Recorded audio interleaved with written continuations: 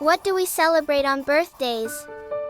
Some laugh at us for blowing out candles just because Earth made another trip around the sun, but they don't know what each little flame means, or why it's so important to extinguish it and light it again next year.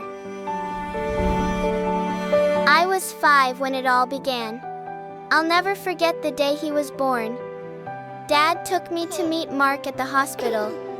Mom looked exhausted but happy, like she'd finished a marathon we had all been running together. I helped with everything, feeding, changing, playing. I was proud to be a big sister. On Mark's first birthday, I blew out his candle for him. Later, we started kindergarten together, me with the older kids, him in the baby group. One day, Dad picked me up early from school. He never looked scared, but that day, he did. Mom and Mark are at the doctor's, he said. They need to stay in the hospital for a while. I wasn't scared, just sad.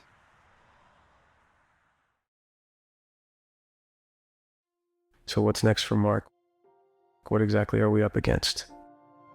Pediatric neurosurgery is a delicate field, both technically and emotionally. We're not just operating on tissue. We're working on a developing brain, on hope,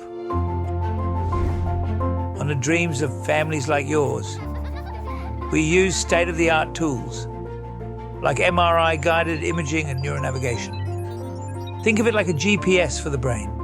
These systems allow us to reach precise areas, avoiding healthy tissue as much as possible. And if something goes wrong?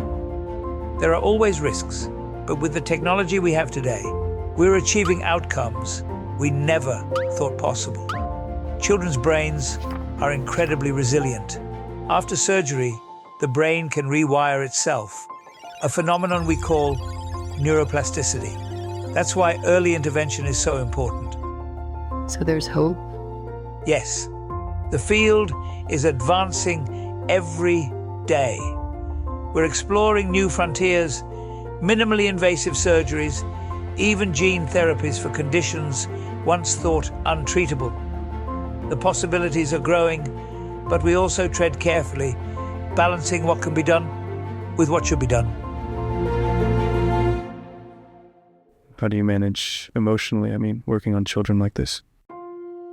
It's not easy. Every child feels like my own.